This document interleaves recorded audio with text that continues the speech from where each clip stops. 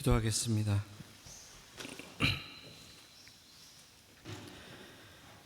주님 말씀 앞에 무릎을 꿇습니다. 우리에게 말씀하여 주시옵소서. 말씀을 통해 남의 허물과 부족이 드러나는 것이 아니라 나의 어둠과 나의 바닥이 드러나게 하시고 주님 말씀 따라 내 영혼이 소생되는 귀한 시간을 허락하옵소서. 예수님 이름으로 기도드립니다. 아멘. 우리는 지난 몇 주간 마태복음의 말씀을 통해서 예수님은 과연 누구이신가 하는 문제를 놓고 함께 생각하고 있습니다. 세례 요한의 죽음 이후부터의 행적을 통해서 예수님께서는 당신이 누구이신지 사람들에게 계속 계시하셨지만 사람들은 예수님의 근본을 알아보지 못했습니다. 그저 예수님께서 베푸시는 기적과 훌륭한 말씀에 환호하는 대중들이 있었고, 대중들이 환호하는 예수님을 도무지 인정할 수 없는 당시의 지도자들이 있었습니다. 그리고 그 누구보다 예수님을 가장 가까이에서 따르고 겪고 있지만 과연 예수님이 누구이신지 제대로 알아보지 못하는 제자들의 모습 또한 그려졌습니다. 그러다가 예수님께서는 제자들과 함께 빌립보의 가이사랴 지방을 지나게 되었습니다. 가이사랴는 황제라는 뜻입니다. 황제에게 바치는 도시, 그 황제의 도시에서 예수님은 제자들에게 너희는 사람들이 나를 누구라 하느냐고 물었고, 제자들은 사람들이 예수님을 향해서 세례 요한, 엘리야 혹은 예레미야나 선지자 중에 하나라고 한다고 대답했습니다. 그때 예수님이 다시 물으셨습니다. 그러면 너희는 나를 누구라고 하느냐고 말입니다. 그 말에 베드로는 예수님을 향해서 선생님은 살아계신 하나님의 아들 그리스도이십니다 하고 대답했습니다.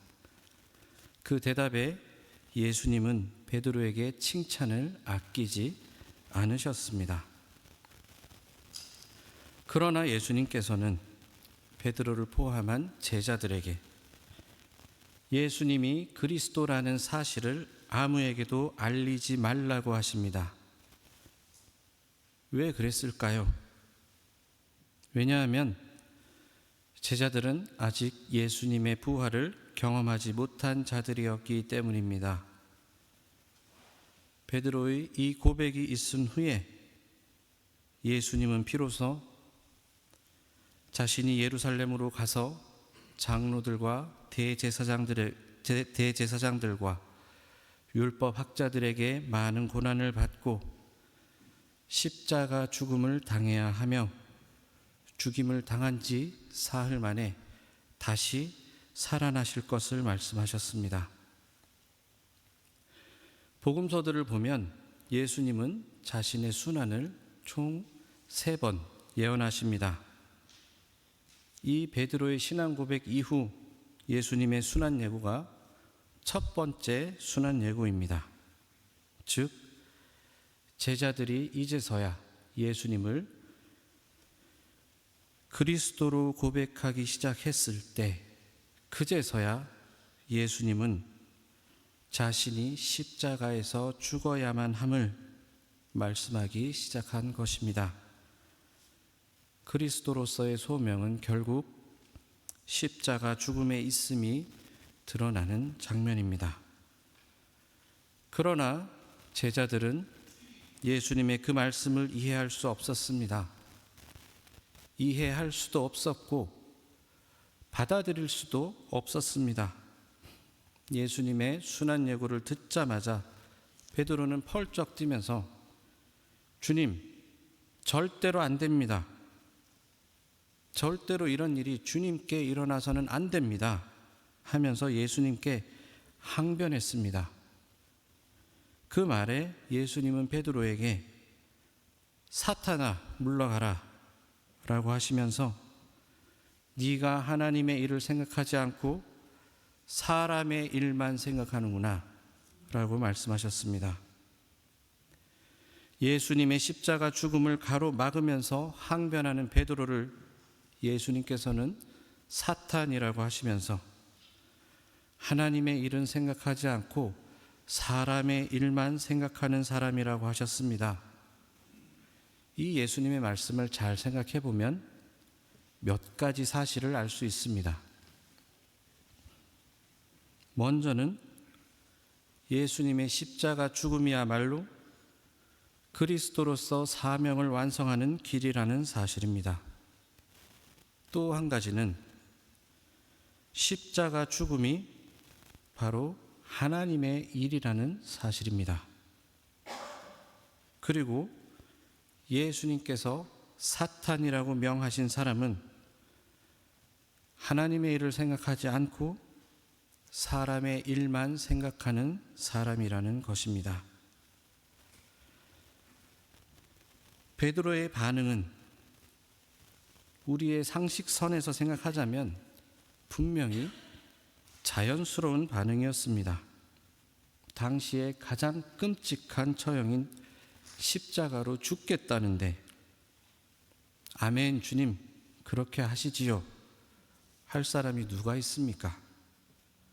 저라도 예수님 붙들고 주님 그건 아니지 않습니까?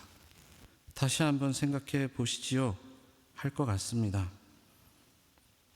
베드로는 예수님을 곁에서 열정적으로 따랐던 제자였고 그 어떤 일에도 가장 앞서서 예수님을 섬겼던 제자였습니다. 그러나 그의 걱정에 예수님은 베드로를 사탄이라고 칭하셨습니다. 그리고 베드로의 걱정을 사람의 일을 생각하는 것이라고 하셨습니다. 우리는 성도로서 예수님을 무엇이라 고백하며 우리는 성도로서 어떤 예수님을 따르고 있습니까? 우리는 무엇을 위해서 교회를 나오고 무엇을 위해서 신앙생활을 하고 있습니까? 여러분은 예수님을 무엇이라고 고백합니까? 그리고 여러분께서 고백하는 그 예수님은 어떤 길을 가고 계십니까? 그리고 성도로서 우리는 어떤 길을 걸어야 할까요? 예수님이 베드로에게 사탄이라고 하시면서 너는 하나님의 일을 생각하지 않고 사람의 일만 생각한다고 하시면서 꾸짖으셨습니다. 그리고 뒤이어서 이렇게 말씀하십니다. 오늘 본문 말씀 24절입니다. 누구든지 나를 따라오려거든 자기를 부인하고 제 십자가를 지고 나를 따라오너라. 우리는 성도로서 기꺼이 예수님의 길을 따르겠다고 고백하면서 이 예배의 자리로 나옵니다. 남들이 편히 쉬는 주일 아침 차 끌고 먼 거리를 와서 이렇게 예배의 자리로 나왔습니다. 단순히 방문만 하는 것이 아닙니다. 많은 정성과 품을 들여서 봉사도 합니다. 식사를 준비하기도 하고 성가대에 앉기도 하고 방송실에 앉아서 예배에 손을 보탭니다. 남들이 알게 모르게 우리는 이 예배를 위해서 많은 것을 준비하고 나름대로 최선을 다해서 봉사하면서 희생합니다. 이 예배의 주인은 하나님이지만 그렇다고 이 예배가 저절로 짠 하고 나타나고 열리는 것이 절대 아닙니다. 우리 모두의 노력과 정성이 보태어진 결과입니다. 어떨 때는 그 노력이 정말 상상을 초월하기도 합니다. 그렇게 우리는 이 예배의 자리에 앉아 있습니다. 여러분들은 그렇게 품을 들여서 교회 생활을 하면서 예배를 드리는데 과연 예수님의 길을 따르고 있다고 자부하십니까? 예수님은 베드로가 예수님을 그리스도로 고백하자 바로 십자가 죽음을 말씀하셨습니다. 베드로는 그 말을 도무지 받아들일 수 없었고 십자가를 만류하는 베드로에게 사탄아 내 뒤로 물러가라 말씀하셨습니다. 참 충격적입니다. 방금 전까지 베드로를 향해서 내가 이 반석 위에다가 나의 교회를 세우겠다 말씀하셨고 예수님께서 천국 열쇠를 베드로에게 주시겠다며 베드로를 극찬하셨던 예수님이셨습니다. 그러나 그 말의 여운이 채 가시기도 전에 베드로는 예수님으로부터 사탄이라는 말을 들어야 했습니다. 그런데 거기서 끝나는 것이 아닙니다. 제자들이 예수님을 그리스도로 인정하자마자 예수님은 십자가 죽음을 말씀하시는 것에서 끝나는 것이 아닙니다. 예수님이 십자가에 달리고 죽고 3일 만에 부활하는 것으로 그리스도의 사명이 끝나는 것이 아니었습니다. 그 뒤를 이어 예수님은 이렇게 말씀하십니다. 누구든지 나를 따라오려거든 자기를 부인하고 제 십자가를 지고 나를 따라오너라. 이제는 예수님이 제자들을 향해서 자기를 부인하고 제 십자가를 지고 예수님을 따르라고 말씀하십니다. 우리는 신앙생활을 하면서 무엇을 확인합니까? 아마 대부분이 예수님이 우리의 구원자이심을 고백하는 데서 끝납니다. 우리는 습관적으로 예수님이 복음이다, 십자가가 복음이다라는 것을 선포하고 확인하면 예배에서 우리의 의무가 끝났다고 쉽게 생각합니다. 예수님이 우리의 구원자이심을, 예수님의 부활 승리가 우리의 소망임을 고백하고 그 감격을 갖고 일주일을 살아가면 성도로서 아주 훌륭하다고 생각합니다. 훌륭합니다. 사실 그것조차 못하는 교회와 예배도 더러더러 있습니다. 그저 좋은 일 하고 봉사하고 마음에 감동받는 것으로 만족하는 사람들도 제법 있습니다. 그래서 어떤 목사님들은 예배 시간에 오직 예수님의 부활만을 선포하겠다고 하는 분들도 있습니다. 그것이 전부라고 말입니다. 그런데 오늘 본문 말씀을 보면 그것이 끝이 아닙니다. 예수님은 당신의 십자가 죽음과 부활을 말씀하신 뒤에 바로 이렇게 말씀하십니다. 누구든지 나를 따라오려거든. 이제는 제자들에게 예수님을 따르라고 말씀하십니다. 예수님이 십자가를 지는 일만 해도 너무 버거운데 예수님은 숨 쉴 틈도 없이 바로 뒤이어서 제자들에게 너를 부인하고 너의 십자가를 지고 나를 따라오너라 하고 말씀하십니다. 신앙에 어디 완성이 있던가요? 제가 자주 드리는 말씀이 우리는 신앙생활을 하고 있다. 이것은 수도생활이다. 우리는 그리스도의 도를 따르는 사람들이며 우리는 그리스도의 도를 닦는 사람들이다 라는 말씀입니다. 예수님을 믿는 그 신앙이 우리의 부활 소망에서 끝나는 것이 아닙니다. 끝이기는커녕 오히려 거기에서 시작입니다. 예수님의 십자가 죽음과 부활까지 오는 것도 참 쉬운 일이 아니지만 그 신앙의 경지에서 살아내야 할 성도의 몫이 있습니다. 우리는 예수 그리스도의 십자가 죽음과 부활을 믿는 성도로서 어떻게 살아야겠습니까? 그저 예수님이 앞서서 죽고 부활하셨으니 우리는 가만히 앉아서 그 승리의 열매만 따먹으면 되겠습니까? 이제 예수님은 자신의 십자가 죽음만을 말씀하시는 것에서 그치지 않습니다. 더 나아가 제자들에게 자기를 부인하고 십자가를 지고 예수님을 따르라고 말씀하십니다. 이제 제자들이 십자가 고난받은 예수님의 제자로서 살아야 할 삶에 초대된 것입니다. 그 삶은 화려함이 아니었습니다.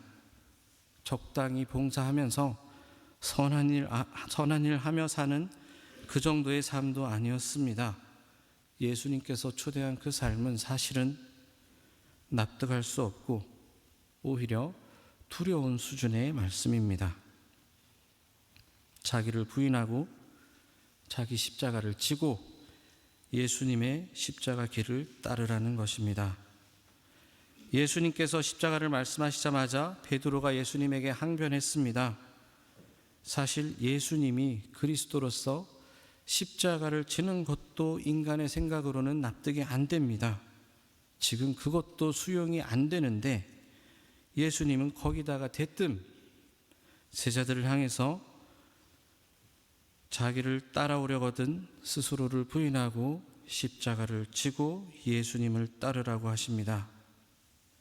예수님을 따르는 길이 사람들이 열광하고 아픈 자들을 치유하고 말씀을 선포하고 하는 정도는 아니더라도 적어도 진리를 선포하고 무너진 신앙을 바로 세우는 일만 되더라도 정말 고상하게 들리고 응당 따를 만하게 느껴지고 굉장히 가치 있는 일처럼 보이는데 예수님은 그 수준이 아니라 아예 자기를 부인하고 제 십자가를 지는 것이 예수님을 따르는 길이라고 말씀하십니다.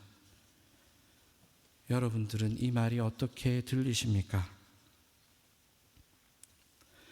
우리는 모두 예수님을 따르겠다고 이 자리에 모인 사람들입니다. 우리는 성도로서 살아내고자 이 예배의 자리에서 주님의 임재를 경험하는 사람들입니다.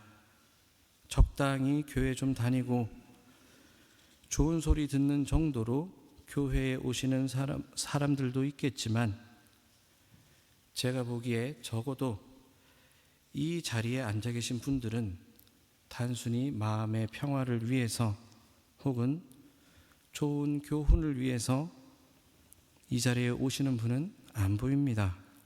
그러기에는 이 타국 땅에서 신앙을 유지하며 교회에 나오는 것 자체가 보통 힘든 일이 아니기 때문에 그렇습니다. 그리고 그 정도는 요즘 교회가 아니더라도 얻을 것이 너무 많지 않습니까? 인터넷만 치면 설교가 넘쳐납니다. 심지어는 명상센터, 마음학교 같은 것도 있어서 굳이 교회가 아니더라도 거친 이 세상 속에서 내 마음에 위안을 줄 수 있는 곳은 널렸습니다.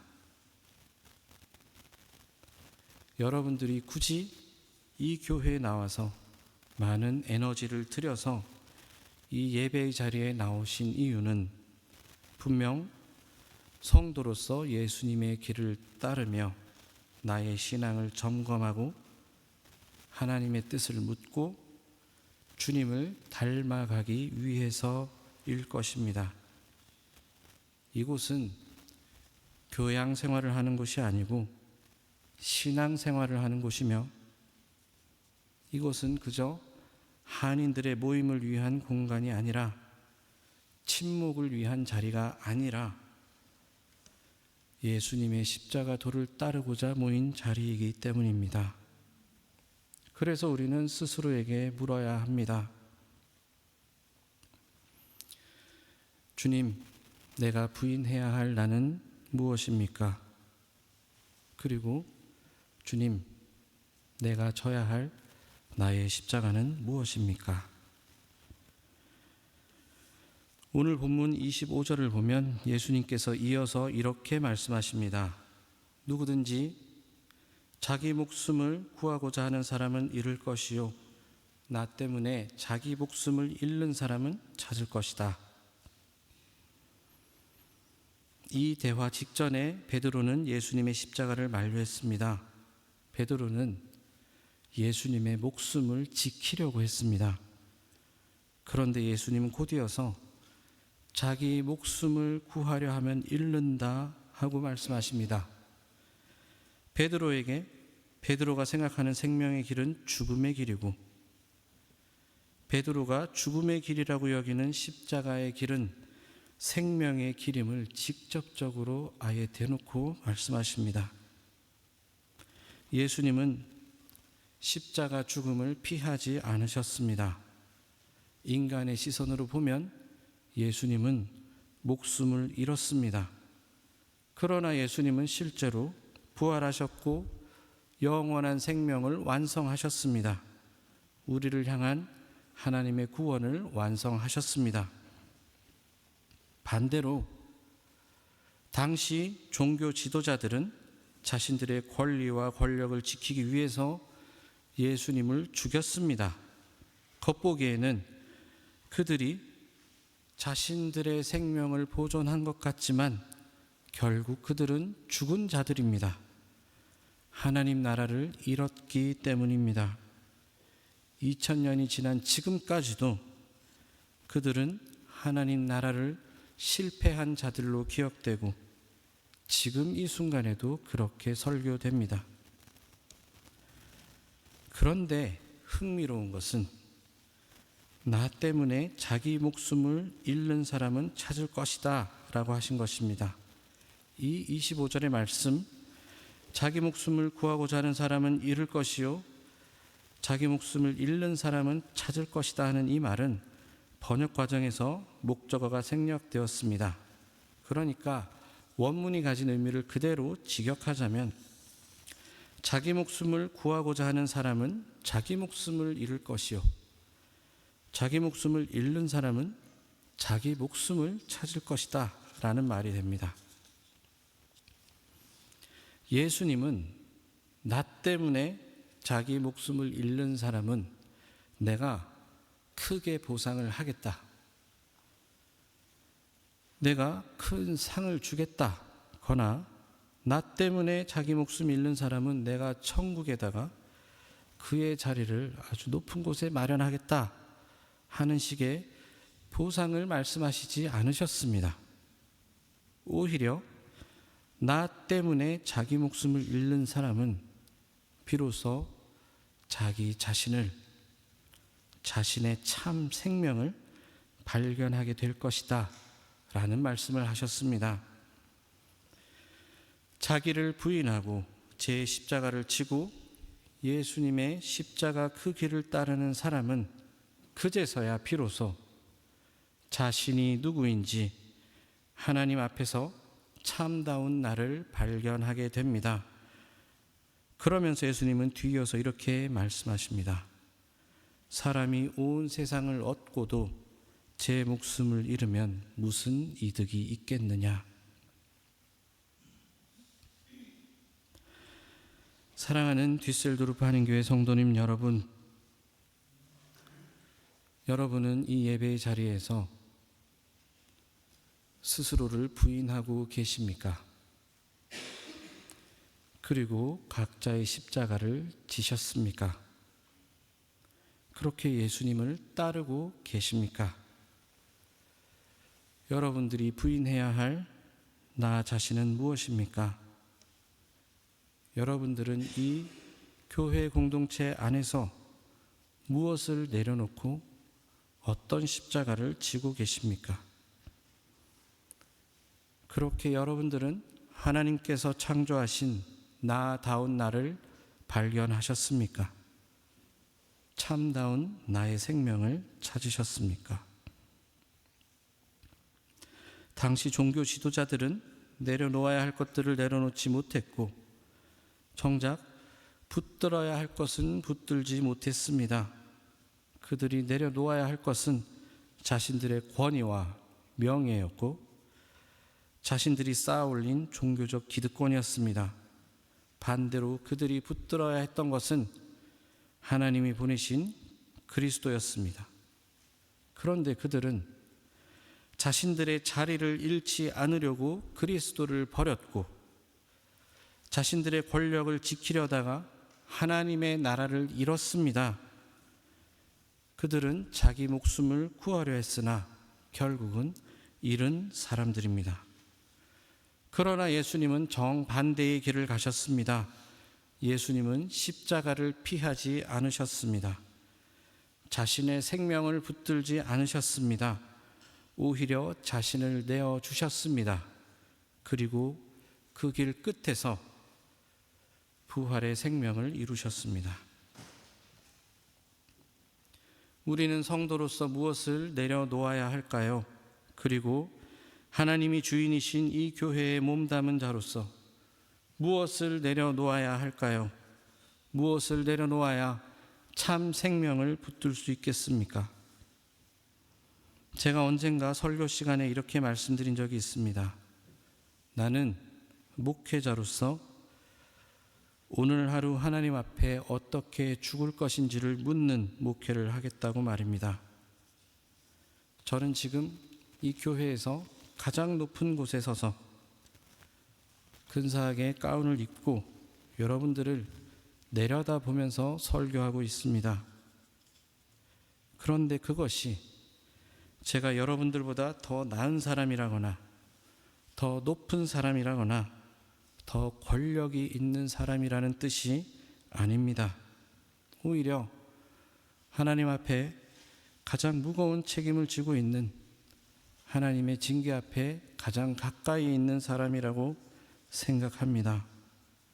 제 입술을 통해서 제 목소리를 통해서 선포되어지는 말씀의 무게와 그 책임이 저는 너무 두렵습니다.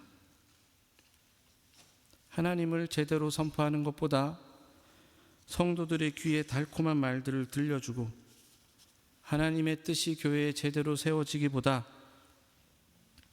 사람들 보기에 북적이고 즐겁고 그럴듯해 보이는 교회로 이끄는 게 더 좋지 않을까 하는 달콤한 유혹 앞에서 인간의 욕심과 두려움을 내려놓고 정직하게 신실하게 하나님의 뜻을 묻는 자리입니다. 만약 내가 하나님께 좋게 하는 것이 아니라 사람에게 그리고 나 스스로에게 좋게 하는 길을 선택한다면 하나님이 저를 가만두시겠습니까?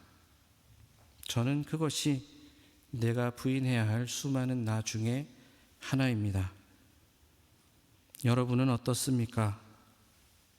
여러분은 어떤 나를 내려놓아야 하겠습니까? 여러분에게 이 교회는 무엇이며 여러분들의 신앙은 무엇입니까? 혹시나 이 교회를 생각하면 이 교회가 지금까지 이루어 놓은 것을 잘 유지할 수 있을지, 앞으로 발전할지가 가장 큰 고민이십니까? 교회 밖의 사람들이 우리 교회를 어떻게 바라보고 평가할지 그 평판이 걱정되십니까? 그 전에 가장 먼저는 나는 하나님이 주인 되시는 이 뒤셀도르프 한인교회 성도로서 내가 무엇을 내려놓아야 할지, 내가 짊어야 할 나의 십자가는 무엇인지 물어야 합니다. 말씀 앞에 나를 돌아보는 일은 뒤로 한 채 그저 교회의 평판이 걱정되고 교회가 앞으로 어떻게 발전할지만을 고민한다면 과연 그것은 진정한 신앙생활이라고 할 수 있을까요? 베드로는 십자가를 말씀하시는 예수님 앞에서 이스라엘의 회복, 승리하는 메시아, 자신이 기대하던 하나님 나라를 생명으로 생각했습니다. 그런데 예수님은 베드로에게 베드로야, 그것이 참 생명일까? 하는 것을 물으십니다. 이 예배 자리에서 주님은 우리에게 네가 생명이라고 생각하는 것은 무엇이냐 물으십니다. 그리고 하나님은 참 생명이신 하나님을 발견하게 하십니다. 오늘 본문 말씀은 십자가를 져라 고 말씀하시는 것으로 이해하기 쉽지만 사실은 그것을 넘어서 그 끝에 있는 참 생명을 붙들어라 하는 말씀입니다. 그리고 그 참 생명을 붙들기 위해서 내가 정의하는 내 생명, 내가 생명이라고 집착하는 것들, 내가 내려놓지 못하는 나를 내려놓으라는 말씀입니다. 내가 내려놓아야 할 것은 무엇입니까? 내가 하나님께 맡겨야 할 것은 무엇입니까? 그리고 내가 붙들어야 할 참 생명은 무엇입니까? 우리가 부인해야 할 것은 결국 하나님보다 더 사랑하는 나 자신입니다. 내가 옳다고 생각하는 것, 내가 반드시 지켜야 한다고 생각하는 것, 내가 생명처럼 붙들고 있는 것들입니다. 이 교회의 주인 되신 하나님께서는 그것을 내려놓으라고 말씀하십니다. 내 삶의 주인 되신 예수님께서 십자가를 지라고 말씀하십니다. 그리고 그 자리에 비로소 참 생명이 있다고 말씀하십니다. 자기 생명을 붙들려 하지 않고 오히려 주님께 맡기는 귀한 성도님들 되시길 바랍니다.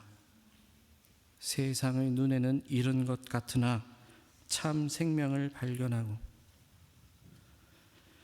결국에는 십자가 길 끝에서 부활의 영광을 바라보며 살아가는, 그래서 참 생명을 누리시는 복된 성도님들 되시기를 주님의 이름으로 간절히 축원합니다. 기도하겠습니다.